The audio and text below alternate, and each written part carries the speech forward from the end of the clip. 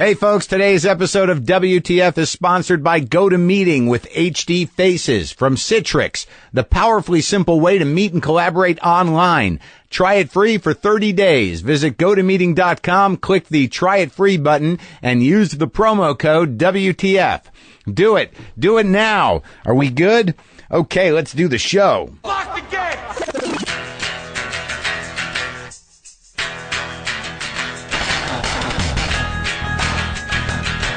All right, let's do this. How are you, what the fuckers? What the fuck buddies? What the fuck? What happened to that intro? Huh? What happened? I didn't say fuck. I said fut. I said fut. All right, look. I'm having some emotional or mental block around the intros. Clearly, there's an issue. I'm not going to sit here and struggle in front of you. But I am Marc Maron. This is WTF. Welcome to the show. If you've never been here before, it's a pleasure to meet you. If you have been here before, open your ears and let me talk into your head. I'm excited about the show today. Simon Pegg is on the show. I was excited to meet Simon Pegg, but I was nervous because I had to get up to speed on Simon Pegg. I went to see his new film, which I enjoyed, but I had also seen Shaun of the Dead, but I had not seen his earlier TV work with Edgar Wright, his partner, the director that does all the work with him, and Nick Frost, the guy who's in all the movies. I wanted to know. I actually did a little research. That's what I'm telling you. I went and watched all the episodes of Spaced, and I really got a sense of where they all learned or sort of cut their teeth on their point of view, on their oeuvre. Can I use the word oeuvre? Would that be an oeuvre? The Wright Pegg or the Pegg Wright Frost oeuvre? Well, I think I got a handle on it, and I was a little nervous about talking to him, but it's funny stuff, man. It's satirical. It's genre busting. They riff on a lot of stuff. I guess I'm just tooting my own horn because I'm actually proud of myself. I did some homework so I could respect my guest, and we had a lovely chat, Simon Pegg and I. So look forward to that because that's going to happen. And if I sound refreshed and clear-headed, it's because I went on a vacation for 3 days. I had no idea that vacations now, they're fucking expensive, man. It's hard to enjoy a vacation when you're just sitting there going, how much did this minute cost? How much did this hour cost? But fortunately, I'm not that cheap. I was able to let it go. We spontaneously went to Big Sur, drove back yesterday. But I drove back 6 hours, and I was strung out from the road. I'm no hero, but I mean, yeah, it's not Afghanistan. It's Big Sur. I wasn't fighting. I was fighting myself. But still, there's no comparison. It's a very small battlefield. It's a sad battlefield. There's only a couple people on the battlefield. There's me and the part of me that refuses to relax. And that's what we did. We went to Big Sur. I'd not spent time up there, really. I'd driven through before. I knew it had some importance to me because of my weird nostalgic connection to the beatniks and to the hippies. I knew Esalen was up there. I'm not even sure what Esalen is, but I know it's up there, and people go there for workshops. I think Joni Mitchell lived there. Hunter S. Thompson hung out there. Maybe Kesey was there. There was some stuff going on there. People would sit and they'd fucking hot tubs, or not hot tubs. I think actual mineral baths. I think that there's a hole in the ground, springs, wells. All I know is that over the time that Big Sur has been sort of a spiritual and creative outpost, I know a lot of famous writers have fucked up in the woods up there. Henry Miller, I think, did a little of that. I think Kerouac was up there. He wrote a book about it. But I was not going up there to have that experience. There's no cabin. I don't know anyone up there with a cabin. Can you still get a cabin in Big Sur? It's stunning, though. We went to a resorty place. I just wanted to reboot. I wanted to try to relax. I wanted to have that experience. And I paid money to stay at this place. And it was worth it, I believe, because I think I actually relaxed. It was frightening at first, but I went ahead and let myself do it.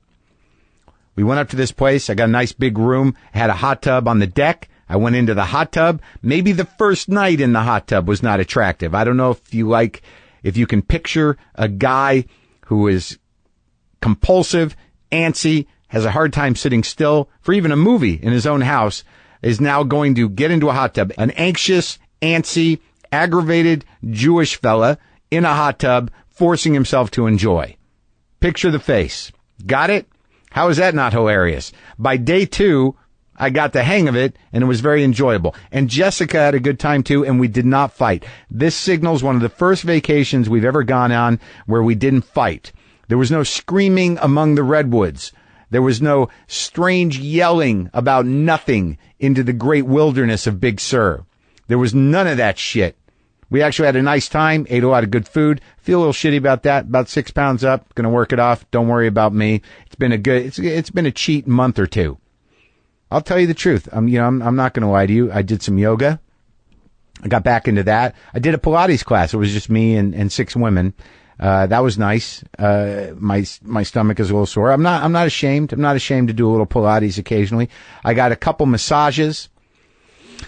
Massages are tricky for me. I had one massage by this woman. I don't know boundaries. I don't know how to necessarily be appropriate when I'm being touched in any way. These were not those kind of massages. Obviously, they were high-end massage. I told her to go deep. She went deep. I almost cried. I couldn't use my leg properly for about an hour. I think she pulled all the muscle away from my bone, and they're just now reconnecting. That's a good massage, but I don't know how to really handle massages, because if somebody touches me for that long, there's that moment where they're like, okay, you can roll over on your back, where you want to hug, you want to hold, you want to cuddle. You realize not the place for it. This is their job. They have a boundary. You should have one too. Stupid. And your fiance is just in the next room getting one as well.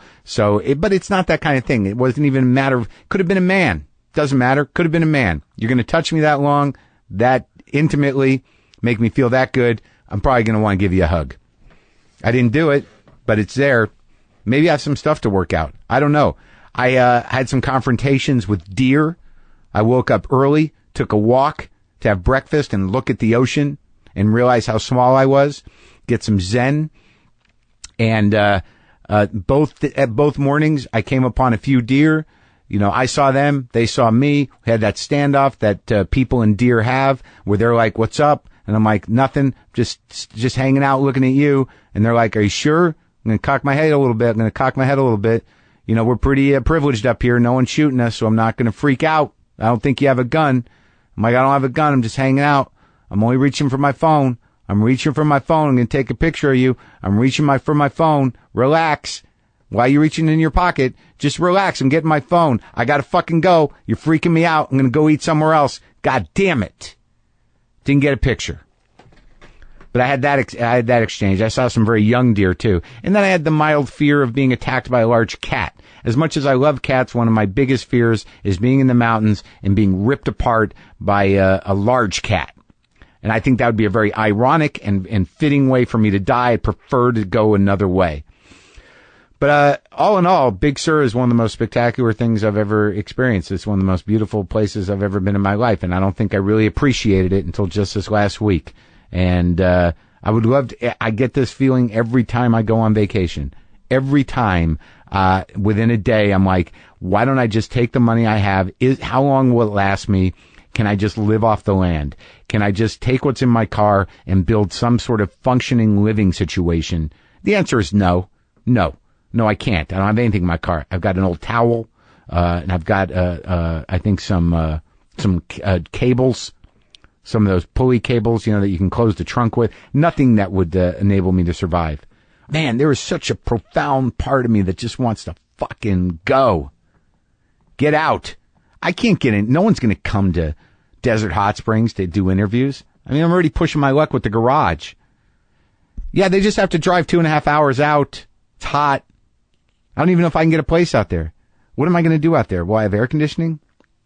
See, these are questions I can't answer. I just picture myself sitting on a porch in the desert, just outside of Joshua Tree, just sitting there. And people say, that's that guy. He used to do a thing. Now he's out here and he just sits there. Look what the sun's doing to his skin. It's horrible. He seems very peaceful. He doesn't talk to many people. Occasionally he has outbursts at the coffee shop. Can I be that guy? Maybe.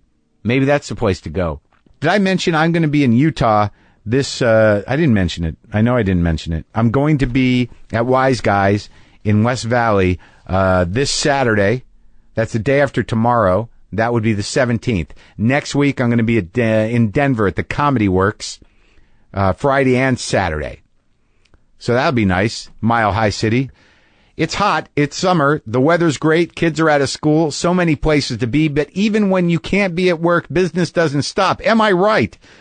Just use GoToMeeting with HD Faces by Citrix. It's the powerfully simple way to meet and collaborate online. You can be away from the office and still stay connected to your coworkers and clients. Share ideas, problem solve, get projects done. With GoToMeeting, it just takes a click to share your screen and work on documents in real time. Then turn on your webcam to make your online meeting an HD video conference. See each other face to face like you were meeting in person. And you can easily launch or join a meeting from wherever you are, whenever you need to, using your computer, smartphone, or tablet. I tried GoToMeeting, and you should try it too, my friends, especially because you can try it for free. Try GoToMeeting free for 30 days. Visit GoToMeeting.com, click the Try It Free button, and use the promo code WTF. Remember to use the promo code WTF. GoToMeeting, meeting is believing. Give it a whirl. I'm getting to that age where I'm realizing, like, how much more time is there? Wouldn't it be nice just to sit down and look at nothing for the rest of it? Wouldn't that be nice? Or should I keep complicating things? In other words, living a life. Tough question. Let's talk to Simon Pegg.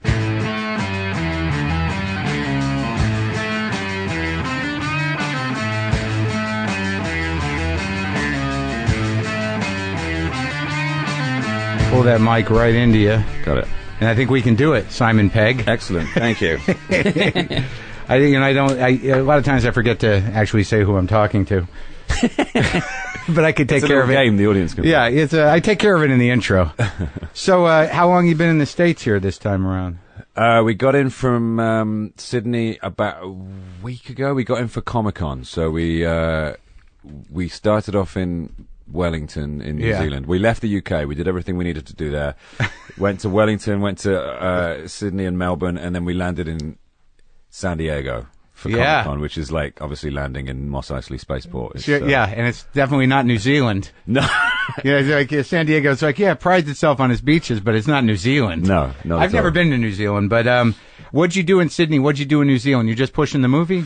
Yeah, well, we had Peter Jackson has always sort of, ever since Shaun of the Dead, he's been quite a supporter, and we did a little premiere there for Hot Fuzz, so it felt right that we go and do something for the World's End there. So Martin Freeman was just finishing up at The Hobbit. He's also in the film, so he was able to be there. We just did a little an event at the Embassy Theatre there, which was nice, with him sort of introducing it. Peter Jackson was there? Yeah. So he lives there all year round? Yeah, it's like he's the king. I would imagine. He's like the emperor of New Zealand. He's the guy that's kind of supporting their country on some level. Absolutely. I mean, he's the kind of the very center of the film. He's got an amazing little thing going on out there. It's the studio. Yeah, the most amazing post-production and, outside Hollywood. It's incredible. In this little island in the Pacific, there's this... Have you been there before? Complex. Yeah, a few times. It's beautiful, right? It's amazing. I've never been there. It's like Scotland crossed with Middle Earth. I mean, it really is. It's kind of strange. It's like Scotland without Scottish people? Exactly. Well, no, there's actually quite a lot of Scottish people. Oh, are there? Yeah. There's a whole Scottish community down in the South Island. There's a place called Dunedin, which is like a little piece of Scotland. Are you Scottish? My wife is Scottish. Really? Full-on Scottish? Yeah, like full-on. And Glaswegian. Glaswegian. Yeah. I've been to Glasgow. Have you? Yeah. I've never had to acclimate to more people throwing up in the street in my life. It's amazing on a Saturday night. It's like... But it's really amazing coming from America and knowing, like there's such a thing as a drinking problem. Yeah. But you go there and it's just sort of like you realize that this happens every weekend here. Oh my God, it's incredible. It's fucking insane. I've never seen so many people lying down on concrete. Yeah, on concrete, or just halfway done with food and sleeping on the... It's crazy.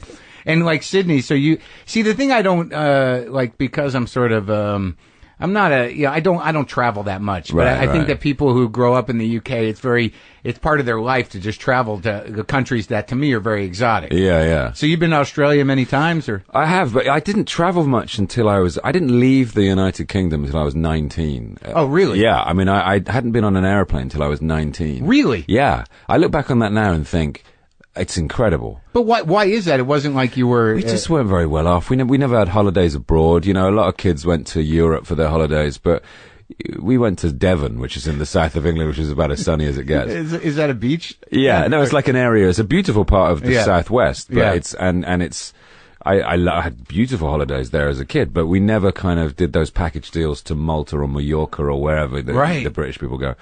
So I went to Germany, was the first place I went. And I've made up for it since. I mean, it's ridiculous. You go everywhere. Yeah. It's great, right? And I've been to Australia quite a few times. Yeah, Australia's neat. You know, I mean, it's like I've been to Sydney, I've been to Melbourne, and then there's part of me that's like, is there anything else really that...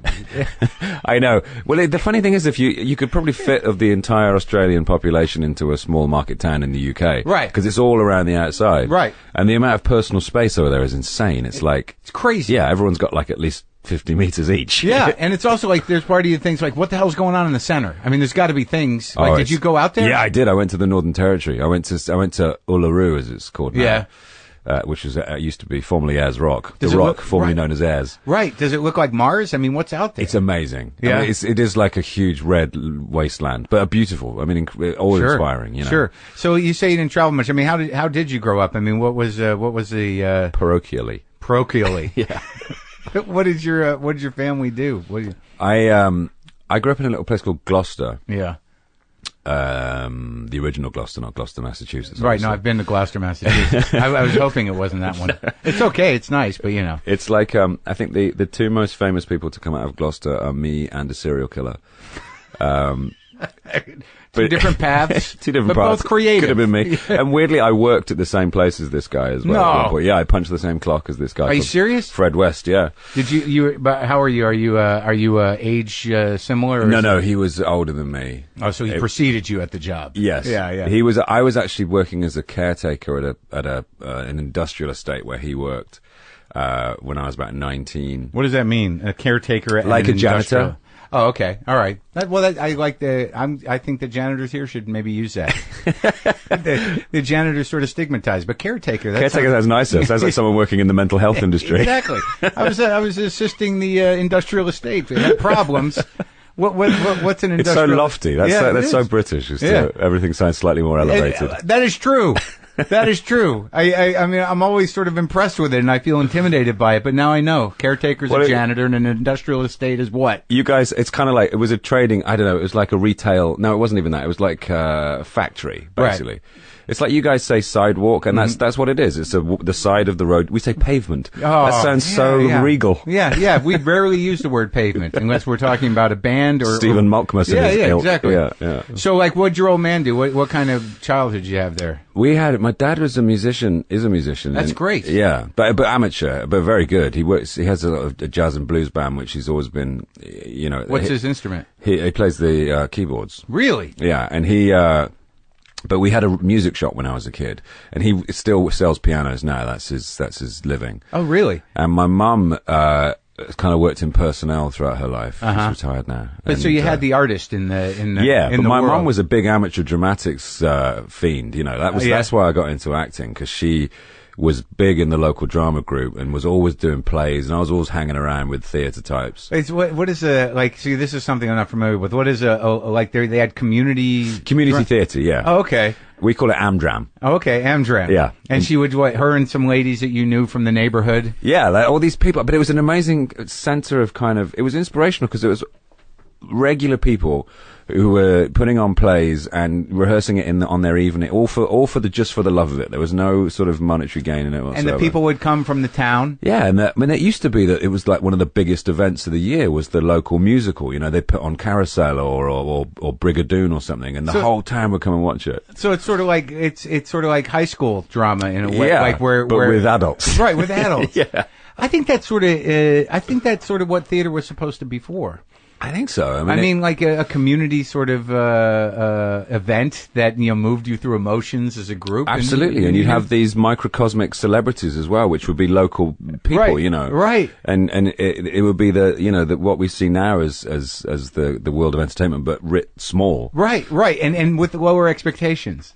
Low. No, the same expectations. That lady who worked at the flower shop stunk in the lead. Yeah. You gotta replace They were minimal. Yeah. But if someone was quite good, it would be, my mum was very good. She could sing and she was a good actress. She won awards at that level and kind of inspired me, so that when I got to about 15 and the idea of actually following it as a career, which was completely bizarre where I was from. I was in the Tatooine of England. It was like the furthest from London you could get, it felt like. What was the main sort of economic momentum of that area? The docks, probably. Oh, really? Yeah, it was The thing about Gloucester was it had these incredible docks. They're still used for filming. Yeah. But Gloucester is in a valley. So when the Germans were bombing the UK during the war, Bristol and Liverpool, which were two other docks, were flattened. But Gloucester, because when they switched the lights out, it would disappear. Ah. So the docks stayed intact, and it was like this vital port. And so, yeah, I guess it was the docks. And so it didn't need to be rebuilt. It's sort of like a lot of it's still there. Sort of significance. Exactly. Yeah, and it's still used as a location because it has, it looks authentic. Yeah, and so when you were a kid, were they functioning?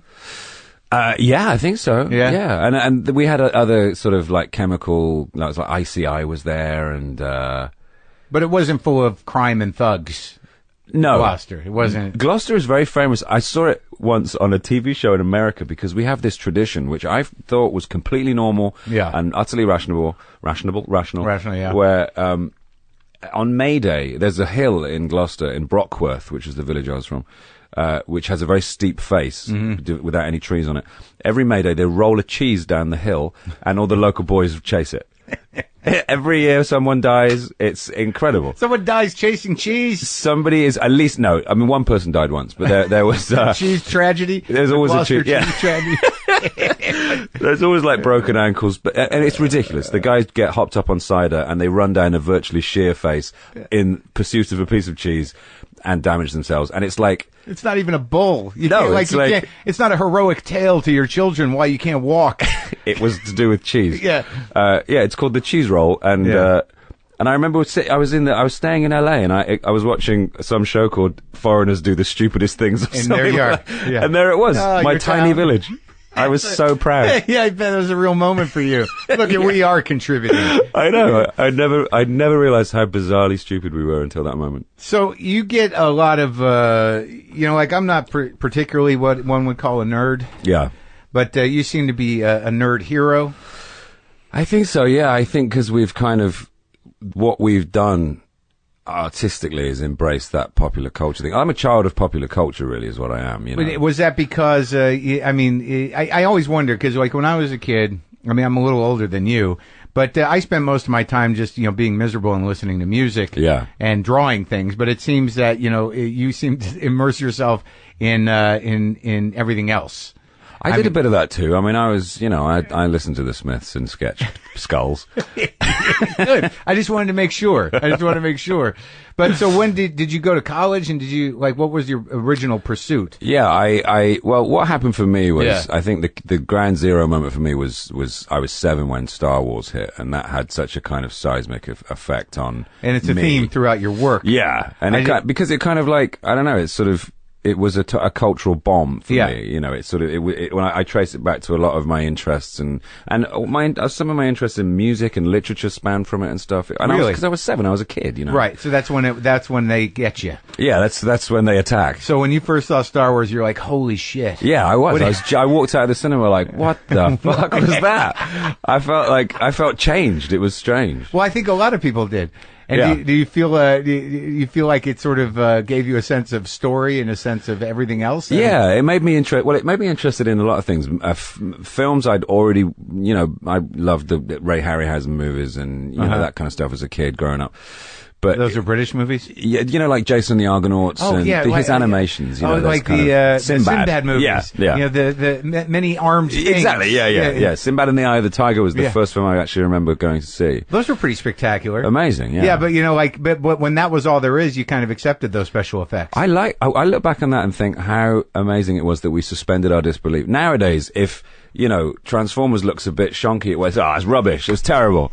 You saw that robot wasn't real. Of course it's not real! Yeah, exactly. It's like when you're a kid, you believe anything because... And that was it. That was the best they had. I mean, do you ever watch black and white movies like Godzilla and you're like, and it's just like or the Moth one where it's like a man in a suit. The Fly where the guy's in this giant rabbit suit or whatever the hell it is. And you buy it because you want to. We're never not aware that we're watching artificiality. It's just we're getting more and more petulant about what we stand for in terms of looking real. Do you know? And I used to watch. I was a huge fan of Doctor Who growing up. Right. Well, there you go. That gives you your nerd credibility. Yeah. That in and of itself. Yeah, absolutely. But that's more nerdy here because it's foreign. Right. At home, everybody watched it. It was a mainstream show, Right. And there's only a couple of channels in Britain, right? There was 3 until 1982. I see. That's the intimacy of the entertainment business in the UK is phenomenal. Yeah. Yeah, because here, and that's why, they're Anglophiles here that are just like, this is so special. Yeah. But for you guys, it's like, it was a couple seasons, and now, you know what I mean? I know, yeah. That was on for 2 years when I was a kid. But the whole thing is much different. The whole idea of, the length of seasons, the amount of seasons.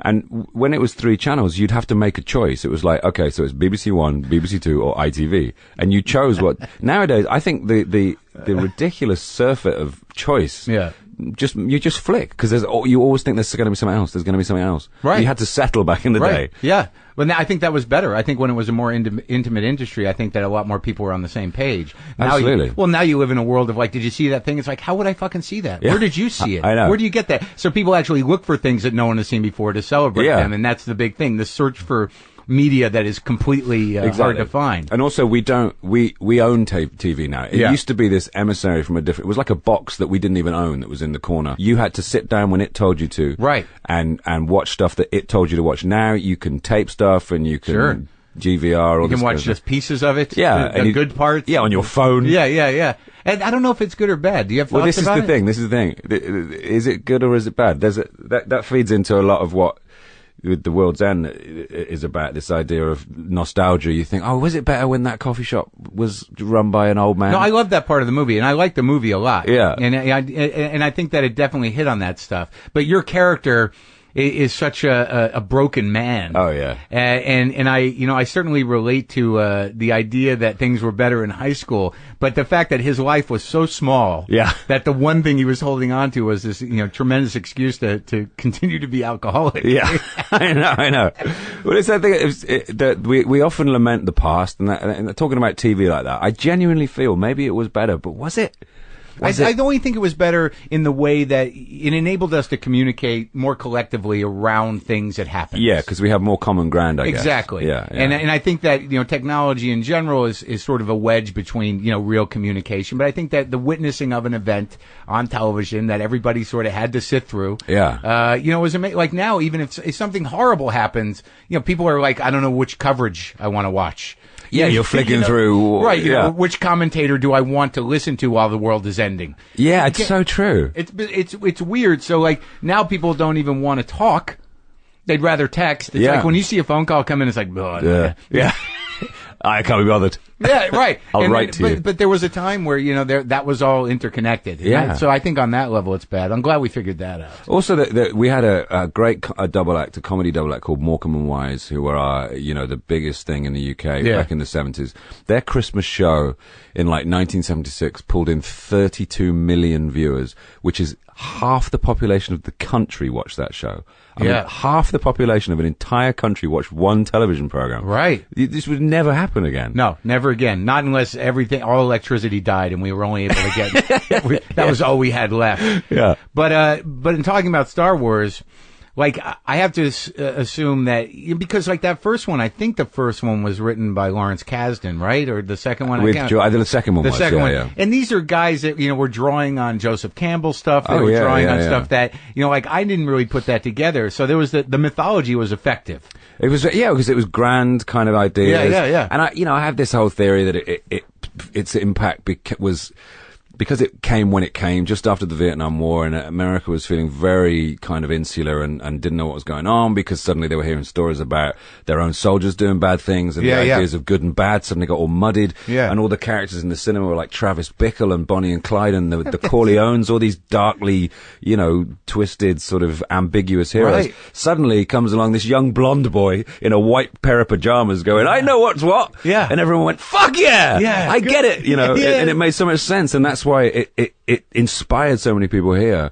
And that wave of inspiration just spread around the world. So by the time it hit the UK, everyone was saying, this film is the biggest thing ever. Everybody in America loves it. So we're like, okay, I'll go see it, then I'll go see it. And it was one of the most incredible models of marketing and success in the history of cinema. And it's interesting because, all those other film heroes that you mentioned, they come out of the same crew of filmmakers. Yeah, absolutely, yeah. All those guys, you were either going to go one way or the other. Yeah. Most of them went the way that's like, let's get dark, Let's get, let's explore the horrible underbelly of what our society is. And Lucas is like, fuck that. Yeah. Let's go to space. That's so true. I wonder what they thought of him, And also they did American Graffiti. I mean, he did American Graffiti too, which was also like, it seemed like his way of doing things. Like that was a complete nostalgia flick. Yeah, and a massive success. Yeah. And it enabled him to make his crazy little space film, But it is nostalgia, and I never really thought about that because that came out a little earlier, but it was still, America was still kind of recouping from Vietnam and stuff, so he's like, fuck that, let's go to the 50s. And even Star Wars is nostalgia because it harks back to those kind of RKO serials and right. A simpler time when you could tell who was bad and who was good. Sure, the guy with the black helmet and no face. Yeah, exactly. That was easy. The Nazi helmet and no face. Yeah. It's so much easier to kind of, in the face of all that ambiguity and sort of self-searching that was going on. So in space, throughout the series, there's this undercurrent of the Phantom Menace being a real problem. Yeah. Is it a problem for you? It was just very disappointing. It was just kind of 16 years waiting for it, and then suddenly it was like, oh. But you're a grown man. Weren't you waiting for it with a certain amount of like, well, this, he doesn't really need to make anymore? Were you one of those people that sort of like, it's not finished? I know. I was the trailer was very good. And then it was disappointing. We're all sort of, this is the age of, we've been so infantilized over the years. I mean, you think about how grown up our I'm wearing parents diapers. I look back at my dad when he was like 20 and he looks like he was 70 to me. Absolutely. Like there was a time where if you look at like Jimi Hendrix. Yeah. And he died at 27. 27. It's like, how the fuck is that possible? I know. The guy looked like old beyond his years. He was wise. People seemed to be, dressed properly. You think of the Beatles wrote everything between 21 and 28? It's crazy. I mean, they'd finished by the time they were 28. Yeah. I'm 43. I'm carrying a Boba Fett helmet around with me. It's like, what? Yeah, we don't know how to... Like, I think that somewhere along the line, that's right, the infantilization led us, who were approaching middle age. I mean, I don't know what to wear. I know. Like, I just don't... What's age appropriate? Still wearing, like, silly T-shirts and shorts. Yeah, I tried to get away from the silly T-shirts. Yeah, I am wearing a silly T-shirt. No, I wasn't referring to yours. I know, but it was good. I think the weird thing is, this is all predicted. I remember being, studiously reading John Baudrillard at university and him talking... There's this big Baudrillard, yeah. Which one? Called America. Great. It's great. The one with the coffee table. That's right, yeah. Oh, it's great. And that has a whole thing about it, about infantilization, about how the populace is being encouraged to consume childish things because it kind of keeps us in a state of arrested development and makes us easier to control. Yes. And now you look at all the big films. Yeah. They're all childish things. It's all space and superheroes. Even if you dress it up in kind of like moody darkness and have Superman not wearing his red pants, it's still Superman. Yeah. And yeah, exactly. And also, it also creates a populace that never feels quite complete. Like they're constant that need. It's like, when's more? How come I can't? Yeah. It's shiny. So you read Baudrillard in college. Was that what was that? Were you into filling your head with that stuff? Yeah, I loved all that stuff. I kind of wrote my dissertation on popular cinema, like Star Wars and Raiders and all that. What was the angle? It was like a Marxist overview of hegemonic discourses and...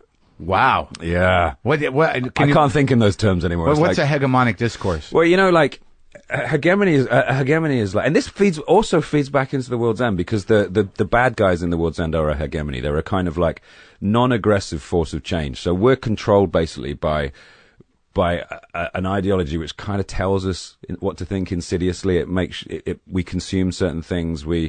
If something comes along which is kind of counter-cultural, it's rather than being stopped like they would in a communist country, it's embraced. Right, and made harmless. Big Brother is watching us, and that's what we pay him for. Yeah, it's like punk. Yeah. Say punk comes along, punk. It throws everything into chaos, and but gradually, then you start being able to buy punk wigs in joke shops. Right, it gets appropriated by by the marketplace. Yeah. Yeah. Like Monty Python's a great example. Monty Python, really subversive, very funny, but it's on the BBC. So the very sort of the very thing that it's satirizing is the thing that it gives it to you. That's right. And by that, it becomes. But the British were, able to deal with that. Yeah. They allowed it. Absolutely. Because they realized that satire is healthy. Yeah. And that, that there's a long tradition of satire. I mean, here's something goes on TV in one of the major networks. If it pisses off 3 people who have the wherewithal to write an email, they're going to be like, we're sorry. I know, which is crazy. It's fucking horrendous. And I think there's an argument that comedy, as a form of change or satire, is actually reactionary because it enables you to experience the feeling of revolution. You're going, I hate you, but then you just go back to normal afterwards. Right, I hate you, and that's hilarious. That's why I love, you watch, The Daily Show is a show that we just don't have a satirical program like that on British TV. You don't? No, and it's really, really. I mean, it's really biting, and the Colbert Report, it says things that we would never see on British TV. But why is it? I mean, you wouldn't be able to answer that. But it seems that there are political satirists in Britain, and that the lines are drawn differently in Britain. Some very good ones. Yeah. Yeah. So when you were in college, you were writing about Star Wars. You were doing a Marxist critique of it. Yeah. And what did you end up graduating with? I mean, what was your plan? I got a BA in theatre, film, and TV. Yeah, 2-1, which is quite a good mark. Yeah, and I wanted to be an actor, but I went to university rather than drama school. And during that period, I'd always been interested in stand up and as a performance thing. And when I started learning about acting and I realized that I might be at the mercy of casting agents and other people's decisions, I kind of wanted a bit more autonomy. So I thought, I'll be a stand-up because I love stand-up, and I used to listen to my dad's Bill Cosby albums when I was a kid. And, the best. Yeah, and so that's what I did. And I went, rather than becoming an actor, I went into stand-up and was a stand-up for quite a while before I sort of drifted back into acting. So how long did you stand up for?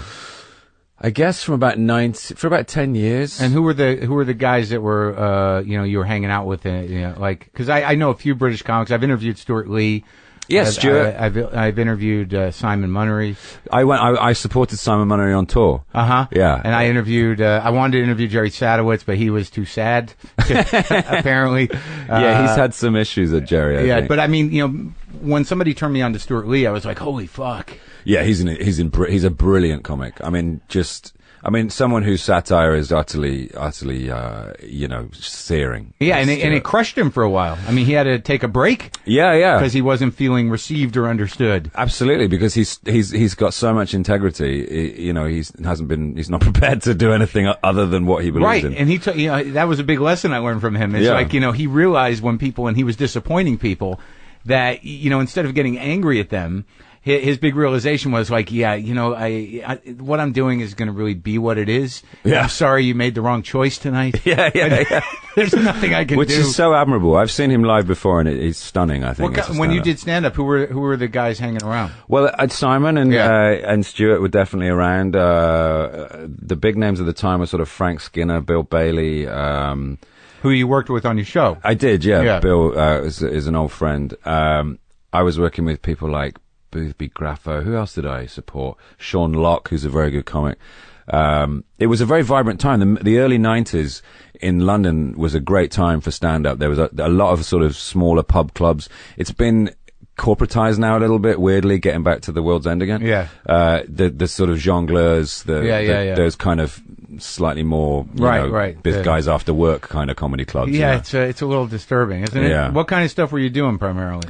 Mainly kind of whimsical, sort of observational, surreal sort of stuff. Yeah, and what'd you get out of your experience? 'Cause, I mean, you're in it 10 years. I mean, you could have been in it for the long haul. I loved it. I really loved it. And the only reason I stopped was because the TV took over, space took over, and I didn't have time to stay match fit with, you gotta stay in shape. Yeah, you gotta stay in shape. Sure. You gotta get in the ring. Yeah, you do. Keep that connection to that audience happening, or else you're going to be frightened in your corner. Yeah, because you go 2 weeks, don't you? And you come back and you're like, I'm shaky. Yeah. I know how to do this, right? I know how to do this. Yeah, and I tell you what it was. I went on tour with Steve Coogan for a year. Yeah. He's a guy that I'm just like now getting, to know. And I know you did, what was the Alan Partridge Alan stuff? Partridge, which is incredible. Like, it's like that's all, that whole world is new to me. Yeah, it's brilliant. There's a new thing he did called The Places in My Life. You've got to watch that. Doesn't he have a movie coming out? He does, but I don't know. That's going to be interesting to see, because in that he'll be a hero. And I always think Steve works better as a kind of the guy who's getting the short end of the stick. Yeah. But he's he makes me laugh more than most people. But the Alan Partridge thing is sort of a satire of British television personality. And he's this monstrous TV presenter, and it started off in a radio show, and it became really popular on a show called The Day Today, which is one of the most incredible news satires ever made. I often think that there are parts of The Daily Show which draw on the kind of that bombastic pomposity that news has. Yeah. The Day Today was that. And then he had his own chat show, and he's just done stuff ever since. But he was a stand-up. He was kind of like an impressionist, really. Oh, really? And he did a number of characters, and I went on tour. I supported him on tour for a year. And I was doing his show, and I was doing my own stuff, my own character comedy in his show. But at the end of '98, I'd done this TV show called Big Train, which is a sketch show, which was in a very sort of Python-esque, sort of very surreal, very funny show. And that led to other things. And I hadn't done any of my own material for a year. And I got to the end of that year and thought, oh, geez, what am I going to do now? Right. But just at that time, other things took over. And so almost by accident, I left stand-up behind as I had been doing it. Well, okay, let's talk about the British television industry a little bit. So you were able to create Spaced with Edgar and with what's Jessica. Jessica. Yeah. But it seems to me that, and I might be mistaken, that if you pay your dues, in the UK, and you're visible, and and you come up with a good idea, that you'll probably get your opportunity. I look back on Space and think that was fucking lucky that we got that show made. We got approached. We'd done a show for the Paramount Comedy Channel. There was a producer that had left to go work for a company that was related to ITV, which is the third channel. Yeah. He said to me and Jess, can we make a vehicle for you guys to be in? They were looking for stuff to make at the time. And had you worked on stage together, or? No, we'd just been in this show called Asylum, which Edgar had directed. It's the first time we ever worked with Edgar. And they were just sort of like looking for stuff. It was a very fertile time. They were like, you guys, you make something for us. Right. Because they weren't sure what. They were kind of going to young people and saying, you must know what's what. Right. You do something. Yeah, come on. We need to bring in the kids. Help us. We're losing the kids. Yeah, exactly. And so by sheer chance, we wound up getting 7 episodes, which is actually one more than usual at Channel 4, without even making a pilot. And they commissioned the second season before the first season had even aired, and that just would not happen these days. Well, it's a pretty ballsy show, because it's fresh in my mind, because I wanted to know it before I spoke to you. Yeah. And you could never do a character like Brian on American television. No. And you could never be as candid about, drug use and all that other stuff in a network American comedy. Like the character that you played and also and Mike and Nick Frost's character, you'd never see that shit here. You know what was really weird was that they tried to reversion it for here. An American TV company picked it up. They're going to remake it, like they did The Office or something. Yeah. But they did a pilot, and it was unbelievably bad.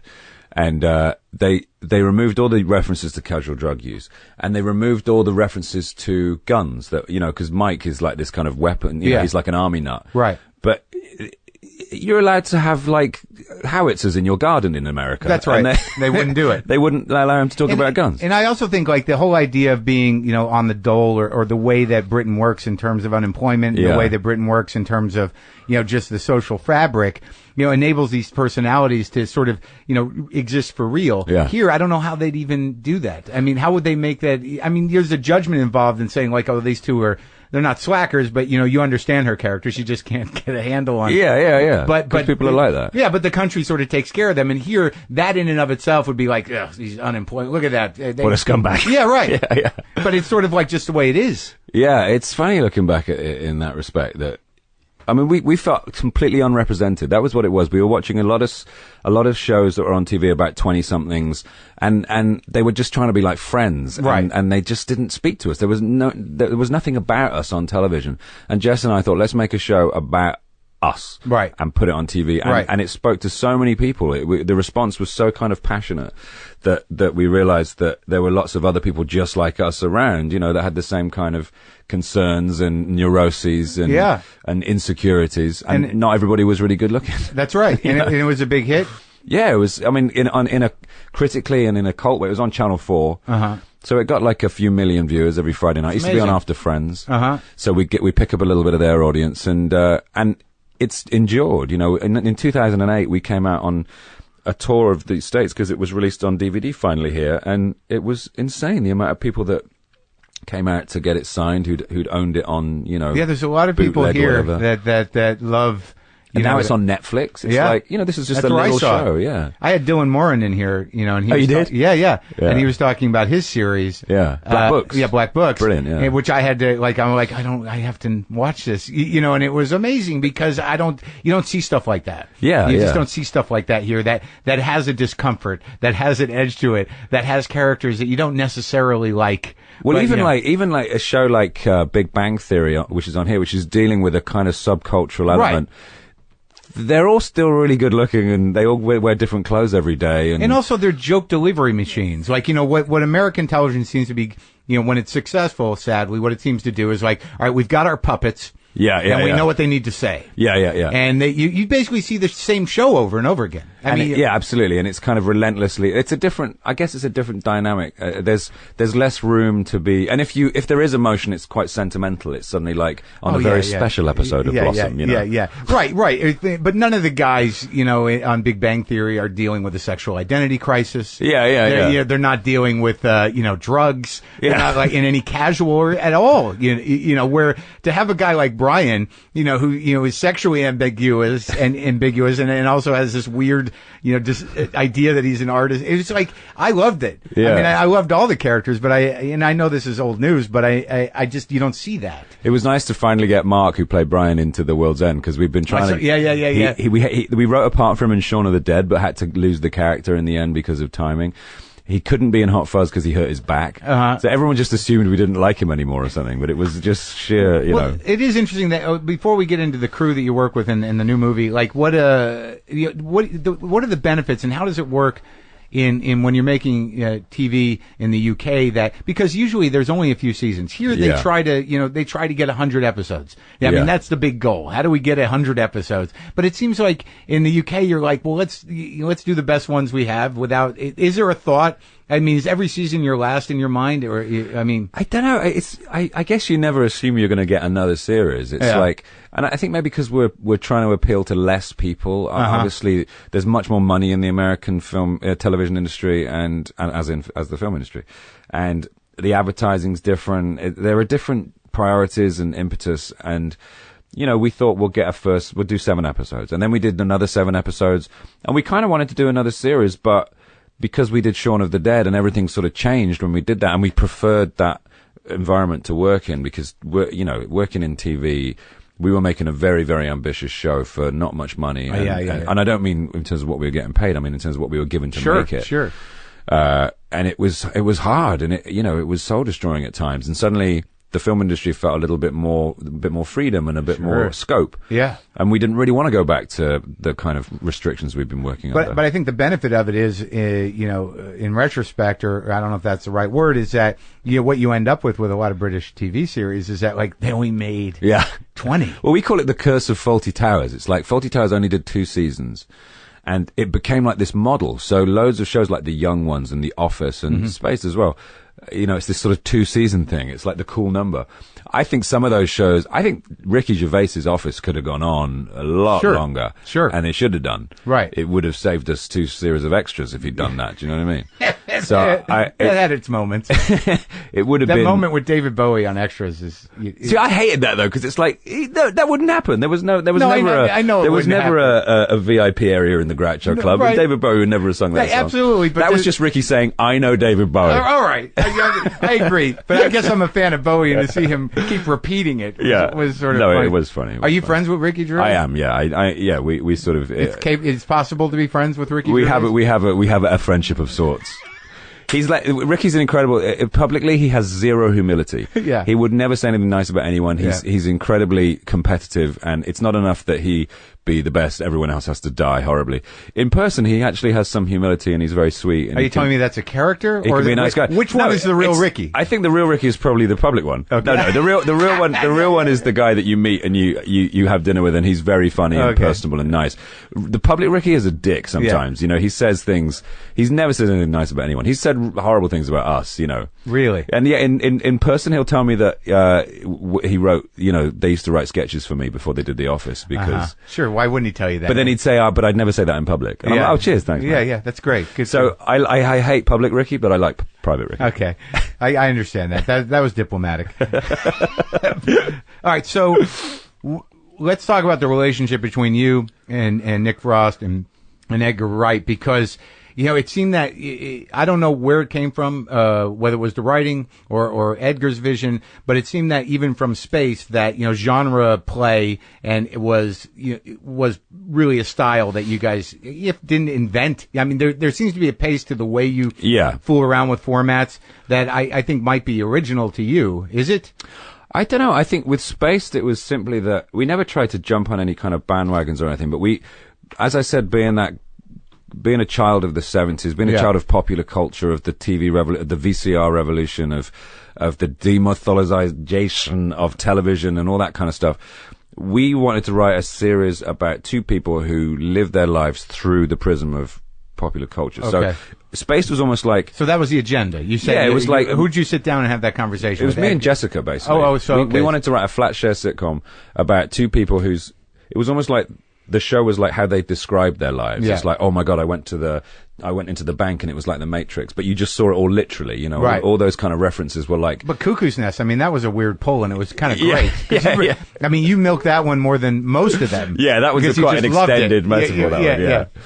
But that was like, imagine, you know, your friend came back from a restaurant and said, oh my God, the kitchen, it was like One Flew Over the Cuckoo's Nest. Right. But instead of relating that, we actually show it. You know, that was the idea. Yeah, it's great. But that style has defined your entire career. Yeah. In terms of your output. Well, in that way, we were trying to use those references as little Trojan horses to say certain things about their lives. And what we did with the movies was on a grander scale. So we appropriate, like, the zombie movie, and which is something that a lot of people recognize, and use that as a way to do a film about friendship and relationships, you know, because that's what it's about, with really. Your friend tied in the backyard. Yeah. It's about letting go of old friendships and moving on and being an adult. You know, Hot Fuzz was also a kind of about male friendship and about how sometimes you have to dumb down a little bit if you want to get something done. And we've dressed that up as a cop film. You know, The World's End is a film about the dangers of nostalgia and the loss of identity, but we use a science fiction film to say that. So, right, personal identity and cultural identity. Yeah, so kind of popular culture is like our kind of palette. It's like that's what we use to say. That's our reference grid. You know, right? But it also works to. The strange thing is I understand that as a vision and as a way of saying, like, well, that's what I grew up with, so that's how I see the world. But I mean, by doing what you do, you were able to sort of put a lot of heart into really kind of pretty cutting satirizations and also homages of these forms. You know, it's like I think you know. If you look at the poets or whatever, but of the past, you know, they always use metaphor to get ideas across, to communicate emotions. That's what we're doing, except what we're drawing on is a far more sort of facile kind of bunch of things, which is film and TV and video games, you know. Right. But people get it. I think that's why Shaun of the Dead ended up opening some doors for us here, because the American audience recognized the language we are using, which is zombie movies, because it's an American tradition, you know, from Romero. So that's how we managed to bridge the cultural gap a little bit, I think. And has that been why do you think, I guess we can talk about that, is that, you know, I know there definitely is an audience in America for British comedy. Yes. And everything British. Yes. Yeah, it's a very odd thing, because, you know, there are some people that it's like, oh, I don't care what it is, as long as it has that accent. Sounds so important. What do you think that is? Have you ever thought about it? The people who are Anglophiles who you've talked to in your life? Yeah. Do you think it's what do you think drives that? I think part of it is that it's a different perspective in exactly the same language. There's a big thing with us is that we speak the same language. Right. That's why there are so many British actors in Hollywood. It's not because British actors are better than actors in Europe. It's that we speak the same language. Yeah. And there's a point of connection for us which enables us to kind of swap. Right. It's a different perspective. I think, you know, I get that sometimes. It's so weird when you say something on the phone, you know, to an American and they go, "Oh my God, you sound so sophisticated." Yeah, yeah. And you're like, "What? I just asked for a burrito." Wow. Pasta. Yeah. Is that how you say it? Pasta. I don't know. It's a strange thing. Maybe it's because maybe because this is a relatively new country, Yeah. and Britain is ancient, and there's a kind of the obsession with the royal baby over here has been phenomenal. I mean, people keep saying, "Oh my God, has she had it yet?" And we're like, "What? Who? What? Oh, them? Oh, them?" Yeah. You know, and it's because of that kind of sense of history, and I'm always. It's like Star Wars to us. Yeah. Well, that's it's like interesting. Game of Thrones to us. When you look at Star Wars, in Star Wars, all the older characters, all the sort of slightly more, the villains Yeah. and the characters of authority, they're all usually played by British actors. Even the older Jedis, because Yeah. they represent an older order. Right. And all the youngsters, they're all American and Right. thrusting and you know. That's and some smart shit. Yeah, that's what it was saying, you Yeah. know.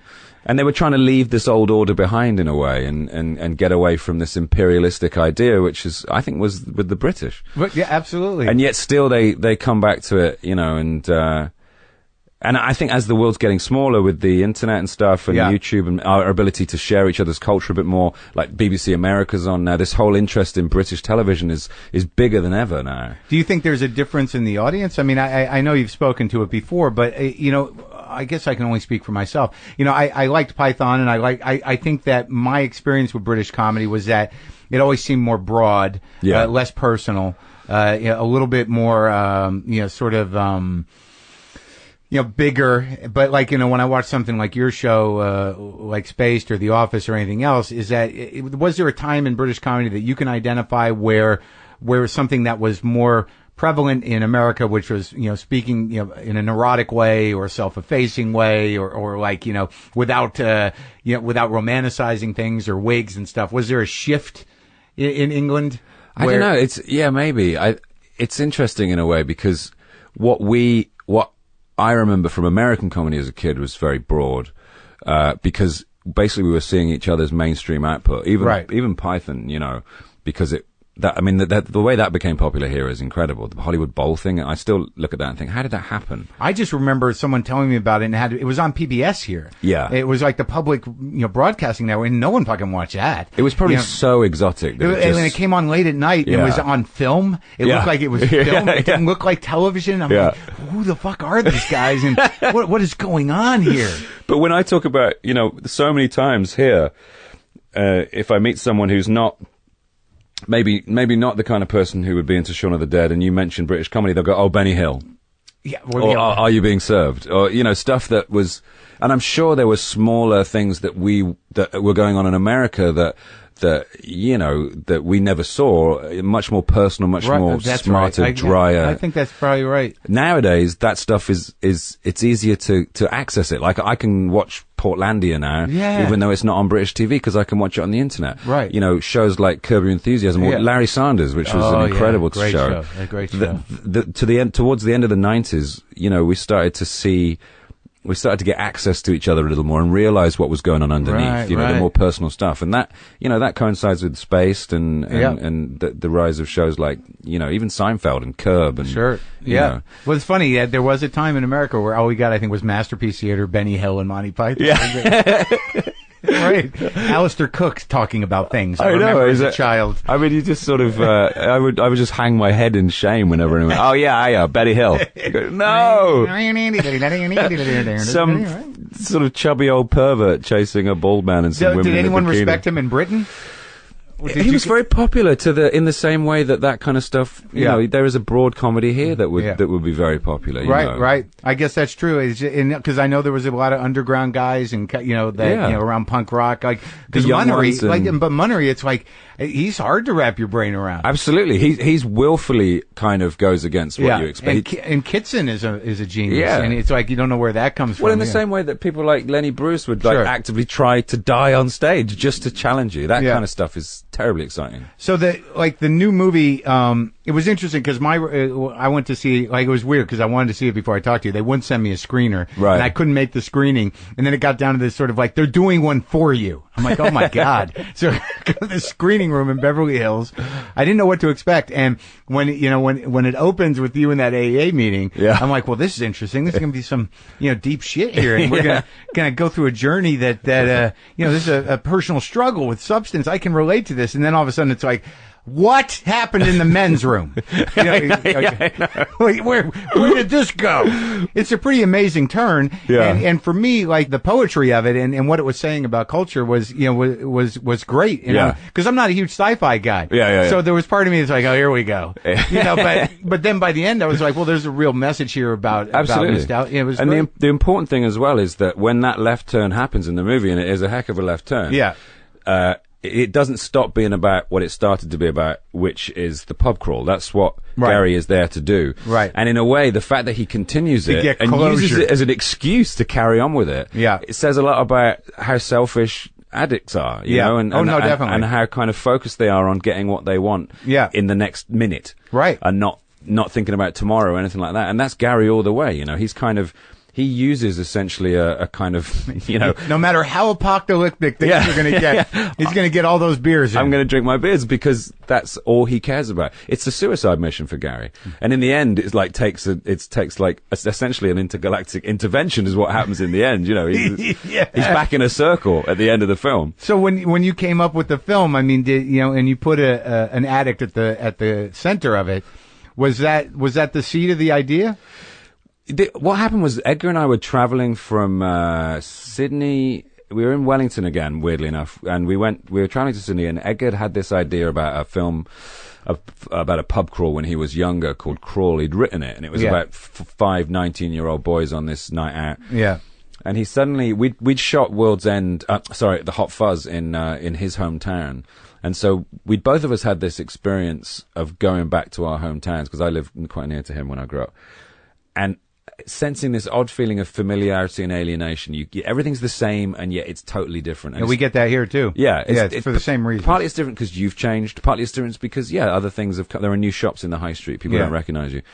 And we thought it'd be funny to have that, to make a film about that sense of ennui, but it's because it's been invaded by alien robots. Yeah. That was the kind of thing. It was a really serious setup. And then we went away for 6 years. But is that a moment that when you and Edgar have that moment, like, do you say like, well, that sounds pretty, deep and a little bit disturbing. Let's relieve ourselves. Well, it's feeling a bit too honest. We should try and You experience that though? Yeah, we thought it's a bit too earnest, Because you're like, leave that to Mike Leigh. Yeah, well, this is the thing. I mean, Shaun of the Dead was supposed to be like a Mike Leigh film with zombies, and with World's End, it was like this is too real. We need to tip it on its side a bit, so we'll bring in the sci-fi element, but.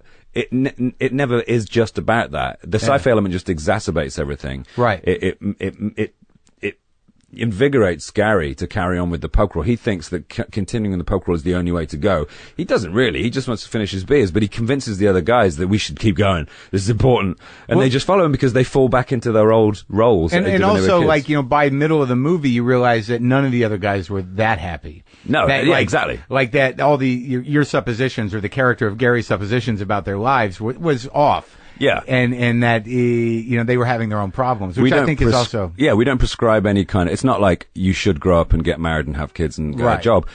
What we're kind of saying is the most important thing is that you're happy. Yeah. Whatever that is, it's happiness. Gary's not happy because he's an alcoholic and he's depressed and... Yeah. And he never snapped out of it. No, he never snapped out. And the rest of the guys are kind of, they all say about Stephen, he's got a company, but it got bought out and he's less stressed. And Andy's doing corporate law when he really wanted to do family law. And so no one's happy. Right. And this is sort of reflected as the night goes on. Yeah. No, that evolution of the characters happens. But I imagine during the shooting of that, you're like, how do we balance it? Yeah. Because like they're once enough of that stuff starts flying around and the alien thing becomes, all invasive, Yeah. it becomes sort of hard to have those reflections of sort of like, I'm not happy. Yeah, You know? yeah, I know. What it becomes then is about nostalgia, about the fact that there's a speech in the movie that Eddie Marsan's character makes about this bully that he sees and who doesn't recognize him, and he's pissed off because he says it's like it all meant nothing, you know. And that's a great moment. Yeah, and childhood does mean something, and the relationships we have when we're kids, all our emotional barometer is set when we're very small and very young, and all the stuff that happens when we're a kid, it's not a rehearsal for life, it is life. It's how you're wired. Yeah, it's totally, and you can't just go back and see all those people and see the kid that beat you up in the toilets and go, do you remember that day? Man, I was so bleeding. It still hurts. Oh, yeah, and the greatest thing that can happen, you know, if you have the fortitude for it, is to go to your 25th high school reunion.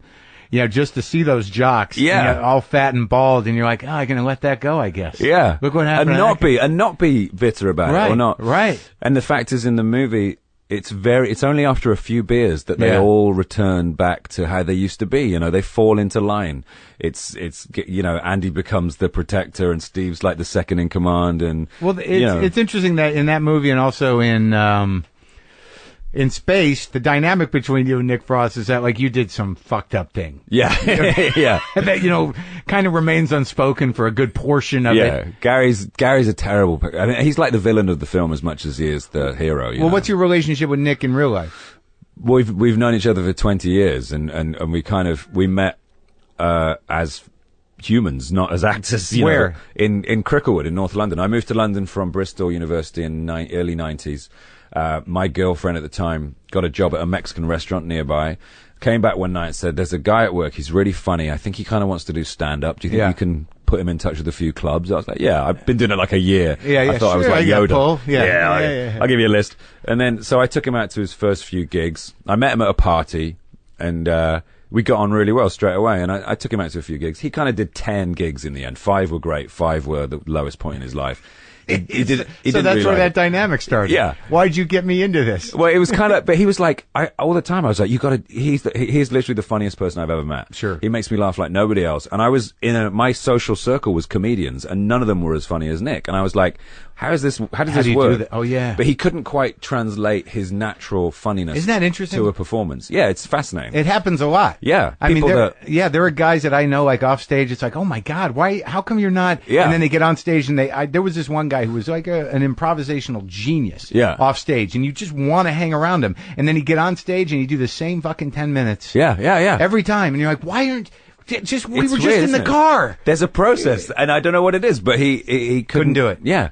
And does he know what it was? I mean, was it a comfort level? Stuck at it. He was embarrassed, you know, and he was nervous on stage. Sure. I cut my teeth in the university comedy clubs where it's quite a partisan crowd. They were quite nice to you. So my confidence grew there. And you know what it's like. Half the struggle is confidence.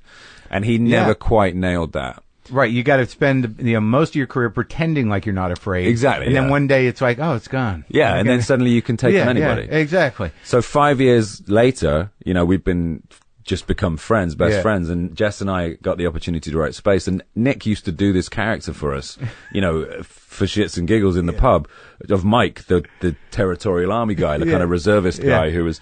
And I said to Nick, look, if I write this character into this sitcom, will you just be in the sitcom? Because you can't be a fucking waiter forever when you're this talented. And he's like, all right. And that's how it happened, you know. So we were friends a long time before we were colleagues, you know. That's the other thing about Spaced and especially about Space, is that you had all these weird, there was, you know, the sexuality. Yeah. Issues of Brian and of Mike and of your friendship. It's sort of like, you never see that. It's sort of like, what's going on? Well, Nick, that's the funny thing is Nick and I, when the girl that introduced us basically was my girlfriend at the time, she very unceremoniously dumped me for this other guy, and it was awful. And that actually formed the basis of Space, that whole being dumped by a girl. So I went to live with Nick in his crab pit flat in Cricklewood. I used to sleep on his floor. Yeah. And then, like, after one day, he said, "I'll just get in the bed and sleep top to tail with me." So we slept top to tail for a while. And then eventually it was so comfortable that, you know, nothing was going to happen. We were quite confident with our sexuality. Yeah. We'd sleep next to each other, like Laurel and Hardy. Yeah. And so for the longest time, we had this really easy physical relationship where there was no kind of, get off me, you fag, kind of silliness. And that became the basis of Mike and Tim's relationship. It was a very easy male relationship where you can be affectionate with each other, you can love each other, and it doesn't have to be some, and even if it does turn into something, which it didn't, but if it does, it's okay. Yeah, well, that was coming. So what? We needed to do that, clear the air. So our sort of our friendship over the years, and this, we always sort of flinch at this sort of bromance buzzword that's come up, as if there's no equivalent for women, because it's not weird if women are friends. Right. Suddenly it's such a modern phenomenon that guys can be honestly friends with each other and not have to pat each other on the back. They can actually, like, hey bro, come here, man. A little of that, because of because of homosexual terror that straight guys have, and macho garbage. It's ridiculous. Yeah. Now there has to be this word for it, and it's crazy. It is. It's sad, is what it is. It is totally sad. But now with Edgar, like in terms of the style of like again from watching Spaced, that the sort of quick cut and the games and the the punchlines that are the fast moving camera and all that stuff. Yeah. Now, was that something that he was doing before he met you, or is that something you guys came up with together? Or is that his thing? That's his thing. I think he kind of, when you look at his early films that no one saw, I think there's one on the Hot Fuzz DVD. It's like on High 8 video or something, like a cop thing. That was his thing, and I think because he was a big fan of Sam Raimi, he was a big fan of the Coen brothers. Like Raising Arizona is a absolute. You know what? I see that there's sort of a template for what you can do. And that was for both of us. That was a film where we thought, so the camera can be funny as well, and the direction can be funny, and it's not just pointing the camera at funny people. You can say stuff with the way that the camera whizzes in on something. Yeah. Oh, that was the big mind blower. And for Edgar, it was like when Jess and I wrote Spaced, we were like, we need someone who can bring this. We don't know how to do this visually. Yeah. We'd written the scripts, but we didn't have a visual language for it. And Edgar was the last part of that jigsaw. And Edgar's even though Edgar didn't write the show, he's the third writer on the show in terms of, because he wrote the look of it. Oh yeah, well he was able to sort of like kind of do these weird homages that were satiric but dead on. To things. And is he as much of a film TV nerd as you are? More so. He's so fluent in cinema. He speaks cinema. He's totally possessed by it all, and he's more knowledgeable about film than I am. So Raising Arizona, man, that movie was a big influence. Yeah. Do you know what that character is based on? H.R. McDonough? No. Wile E. Coyote from the Roadrunner. Really? How fucking great is that? So they were doing a riff almost like you guys did. Yeah. Because if you think of the Roadrunner cartoons. Because doesn't he have a Roadrunner tattoo on his arm? Yeah, he does. Yeah. But Wile E. Coyote just, he's the sympathetic guy that just gets fucked every time by that bird. And when I heard that that's what he was based on, I was like, those guys are geniuses. It is a brilliant movie, and I love the Coen brothers. When you look at the variation in what they've Unbelievable. done, the outright crazy comedy of that movie, and then compared to like Blood Simple or Miller's Crossing or something, No Country. I'd love to be able. I hope we're allowed to do that one day. I hope we're allowed to make a really serious movie, You can decide that. Yeah, but it's the audience might not want you to, Sometimes they're like, it's like, you said about Partridge, and you're going, come on, do your funny thing. But you've done serious roles. I have, yeah. I mean, it seems like you've had an opportunity to, was there a point there where you felt like, I'm going to go that route? I don't know. It's weird in a way, because comedy. If you're a dramatic actor, you're allowed to do comedy. But if you're a comedy actor, people are less inclined. You see people like Jim Carrey or Steve Martin, Woody Allen. Those guys who, particularly like Woody Allen, who resolutely went serious, or they get frustrated because. Jim Carrey is a classic example. He did films like even Cable Guy, which is a comedy, but it was darker. The audience are like, no, where's your alrighty then thing? And, and he clearly wants to he has acting chops, Jim Carrey. He wants to do more serious stuff, but you can see there's a kind of frustration that he's not permitted to do it because he's so outrightly funny as a... Well, he keeps trying. He does. But what was your experience? Did you feel that? Did you feel that when you did it that there was a backlash, or was it within you? I don't know yet. I haven't. I just did a show for Frank Darabont's doing, who did the Majestic Wiggly with Jim Carrey. In fact, I wore Jim Carrey's jacket in this thing. It's a strange circularity. Do you know him? No, I don't. But Frank did the Shawshank Redemption and Green Mile, and he's doing a show for TNT called Lost Angels, which is all about the 40s era struggle between the Cohen gang and the LAPD. Really, it's great. It's going to be Cohen? amazing. Yeah, Mickey Cohen and Bugsy Siegel. Yeah. That period when Bugsy Siegel went to Las Vegas and Mickey Cohen took over all the rackets. And Yeah. there was that kind of, it's the LA Confidential period, you know. Yeah. And I did a guest spot in the pilot for that show as a comic actually called Hecky Nash, and it's a really serious role, and it was fantastic fun to do just because it was so different, and he's American, and so I'm playing completely against type, and I hope. What's nice is that he's a comic, so I kind of, there's a little segue. Sure. You know? But So you're afraid. I'm not afraid. I like serious acting. I mean, I guess you've done. Well, I mean, the Star Trek movies. I mean, it's serious. Yeah, but I'm still like the funny guy, aren't I? Yeah, I'm still like comic relief. Yeah. Bring that guy in. Yeah. You're the funny guy. Did that have an impact on you as a nerd? Star Trek. To be part of that movie where you're like, I can't believe I'm on the Enterprise. Absolutely, it was crazy. When I first put on my uniform, it was like, this isn't happening. I stepped onto the bridge for the first time. It was ridiculous. I mean, all the kind of, you know, that stuff. I watched that show as a kid. I loved that show, and to become part of it was just insane. Have you met any of these people that had these the effect on your life, like Lucas or? Yeah, we worked for Spielberg. Nick and I did. We were in Tintin, and that was. Oh, that's right. Yeah. We got to chat to. I met Lucas once and had a kind of interesting conversation with him, and about what? About Phantom Menace. Well, no. See, I went. This was at the as the huge hypocrite that I am. I went to the premiere of Revenge of the Sith. You know, the third one, and arguably the least crap Of the new ones. of the new ones. Yeah. And I got introduced to him at the. He was talking to Ron Howard. Yeah. And this guy who worked for Lucasfilm sort of took me over, and I saw the light go out in George Lucas's eyes when he turned around and saw me, because it was like, oh, here's another sort of mid-30s fanboy who's going to, you know, goo all over me. And Ron Howard saw me and went, oh, hey, Shaun of the Dead, you know, and my kids love your movie. And he shook my hand. And Lucas kind of changed completely and was like, oh, okay, so I immediately got a little in with him, and he said, what are you doing? And I said, we're making this movie. I think we were doing Hot Fuzz at the time. And he said, oh, you know what? Let me give you a piece of advice. In 30 years' time, don't be making the same movie you made 30 years ago. And I went, okay. Yeah. Which is a very interesting thing to say, you know. Yeah, because he does that. Yeah. And it was weird. And I suddenly warmed. I was nothing but warm to him, irrespective of the new films. He's still George Lucas. Yeah, sure. But it was an interesting insight into him as a man, you know. He kind of almost regretted it a little bit. Right, it's weird when you see that, he seemed a bit lost, you know. I suddenly saw him as all being alone with billions of dollars. Yeah. The poor guy. Oh, my heart bleeds. Yeah, I hope he's okay. Yeah, it was totally.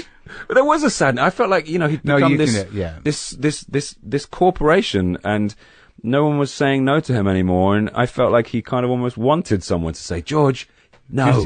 Do something. Yeah. Don't do that. Do THX 1138 again. If you're going to remake one, make a cryptic, weird one. Yeah. Disturbing. Yeah. Well, no, I think that's, that speaks to, it's a good lesson to learn. I mean, even when I asked you about serious roles, there's a fear there. There's a fear of the audience turning on you. And you know what it is as well, is that as a comedian. Yep. And, you feel sometimes that people don't take you seriously simply because your profession is by its very nature non-serious. You're a comedian. You're a funny person. Comedy is a break from seriousness. Right. That's what it is. Right. And so comedy as an art form isn't taken particularly seriously. I mean, it's changing a little bit, but there's no Oscar for best comedy.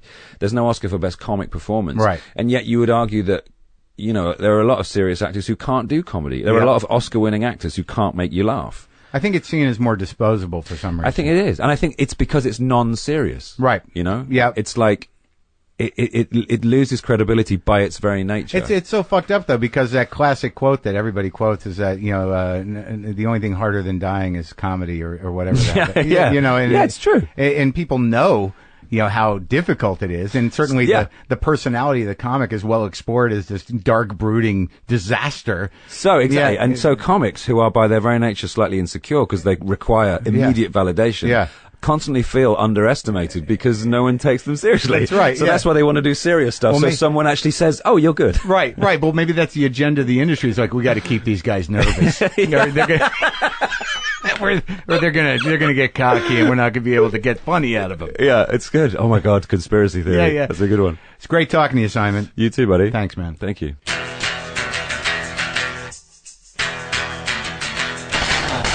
Thank you, people, for listening. Thank you, Simon Pegg, for being in the garage. I really enjoyed that conversation, and I enjoyed the new movie. And I'm looking forward. I hope to interview Edgar Wright. I think that is going to happen. I do know next week, this one's been a long time coming, Maynard James Keenan will be in the garage on Monday from Tool. Had to cram a lot of Tool into my head. Get up for that thing. Good guy, though. What else? Get the app, will you? I just want to try to get people to get the app. The free app. The app is free. You can get it for free. It's the fastest, easiest way to get every episode of WTF. And it's free for all your mobile devices. And you can get the newest episode as soon as it's ready to download it. The most recent 50 episodes are always on there. I'm going to start doing a little premium content. If you get the premium app for a few bucks, you can listen to all 400 plus episodes. You can get it at WTFpod.com. Click on the WTF app link. Go to your preferred app store and get the WTF app. I just think it's the easiest way to listen to this. I'd love to just say, get the app. Go to the app. It's on the app. But you can also go to WTFpod.com. Check out the merch. Sorry, I'll be getting more of the mugs. I'll get more of the ceramic mugs. The Brian R. Jones mugs.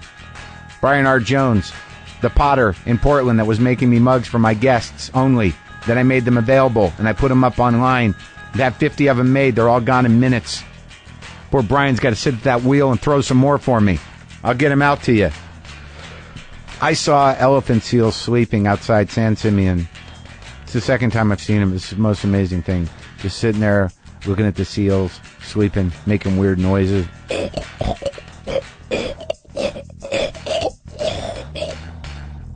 think that was pretty good.